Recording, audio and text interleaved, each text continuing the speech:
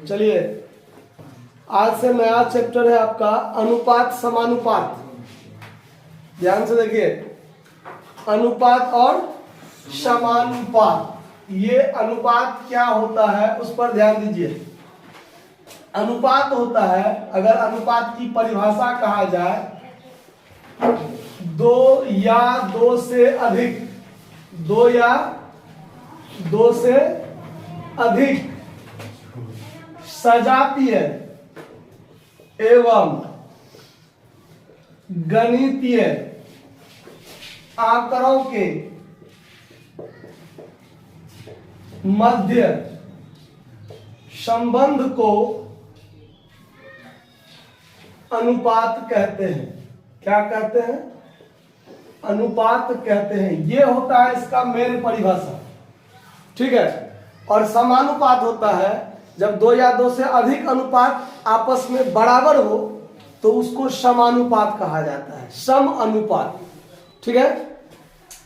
तो यह है दो या दो से अधिक सजातीय एवं गणितीय आंकड़ों, ठीक है।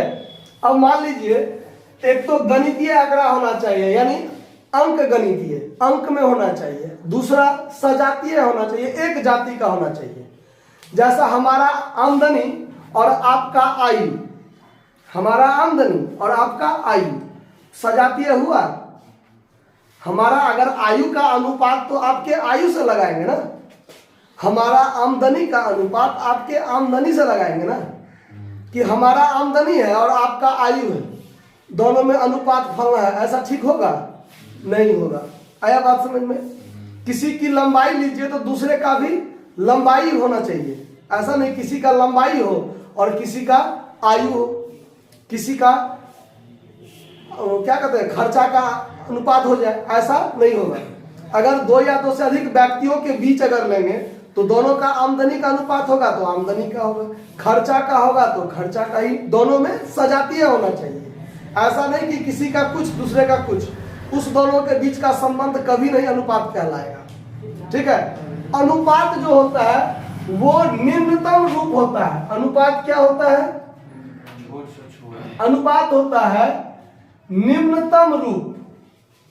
निम्नतम रूप किसका? तो सजातीय गणितीय आंकड़ों का निम्नतम रूप। अगर मान लीजिए हमारा आमदनी 100 रुपया है और आपका आमदनी 400 रुपया है, तो 100 अनुपात 400 कहना गलत होगा, क्योंकि ये उसका वास्तविक रूप है। उसका क्या है? वास्तविक रूप है। जबकि अनुपात क्या होता है? निम्नतम रूप, यानी दोनों को तब तक काटिए जब तक कि कटना बंद ना हो जाए। जैसे 100 से काटेंगे तो ये 00 कट गया, मतलब एक अनुपात क्या होगा? 4। इससे आगे हम इसको काट सकते हैं? नहीं। तो ये निम्नतम रूप होना चाहिए, तब अनुपात कहलाएगा, ठीक है। हमारा आयु है 30 वर्ष और आपका आयु है 8 वर्ष, तो 30 अनुपात 8 होगा सही? ये उचित रूप है इसका? नहीं है। इसका निम्नतम रूप होना चाहिए। हमारा आयु 30 वर्ष, आपका आयु 8 वर्ष, तो दोनों के बीच आयु का जो अनुपात होगा वो इसको काटिए, 4 से तो नहीं कटेगा, 2 दूनी 2 चौका और 2 से 15, अब कटेगा ये, तो 15 अनुपात क्या होगा? 4। ये इसका निम्नतम रूप होगा। तब तक काटिए जब तक कि कटना बंद ना हो जाए। समझ में आ रहा है बात? अब देखिए, इसी अनुपात जो है, अनुपात कभी भी वास्तविक रूप में नहीं होता है। अनुपात कभी भी वास्तविक रूप में, मतलब वास्तविक रूप उसका कुछ अलग होता है और अनुपात क्या होता है? उसका निम्नतम रूप होता है। किसी भी संख्या का जो अनुपात है वो उस संख्या का वास्तविक रूप नहीं होता है, उसका निम्नतम रूप होता है। वास्तव में वो संख्या कुछ और हो। अगर कोई संख्या 1:3 के रूप में है, अगर कोई दो संख्या 1:3 के रूप में है, तो वो संख्या वास्तव में 1 और 3 नहीं होगा, वो कुछ संख्या कुछ और होगा। वो क्या हो सकता है? तो जिस चीज में गुना कीजिए, अगर इसमें 2 से गुना कीजिए तो इसमें भी 2 से गुना कीजिए, यानी वो संख्या 2 और क्या होगा? 6 होगा, तब ना दोनों का अनुपात क्या हुआ 1:3। अगर यहाँ आप 100 से गुना कर दीजिए तो यहाँ भी क्या कीजिए 100 से गुना कीजिए। अगर ये संख्या 100 है तो ये संख्या क्या होगा 300 होगा। समझ में आया बात? यानी वास्तविक रूप ये नहीं होता है, अनुपात एक निम्नतम रूप होता है और उसको वास्तविक रूप में ले जाने के लिए एक यूनिट से गुना करना पड़ता है, एक इकाई से गुना करना पड़ता है। ठीक है, वैसा यूनिट लेंगे जिसमें दोनों से गुना करने पर वो वास्तविक रूप में पहुंचेगा। समझ में आ रहा है बात? तो अब देखिए इस पर आधारित आपका सवाल जो है वो 1 नंबर सवाल से आपको क्लियर हो जाएगा बात। सवाल देखिए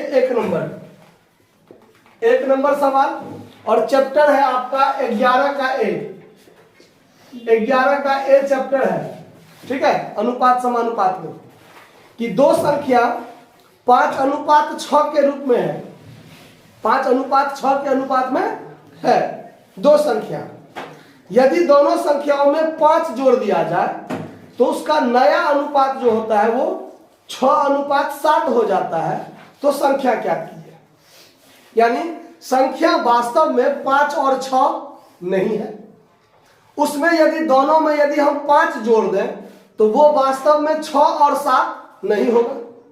यानी वो वास्तविक रूप नहीं है 5 6, उसका एक यूनिट होगा, कोई ना कोई एक यूनिट होगा। उस यूनिट से दोनों में गुना करेंगे तब उसके वास्तविक रूप पर हम क्या करेंगे पहुंचेंगे।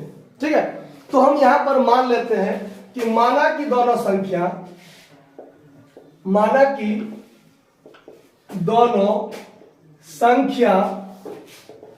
5 और 6 के अनुपात में है ना, तो यहां भी x ले लिए और कॉमा यहां भी क्या कर लिए x।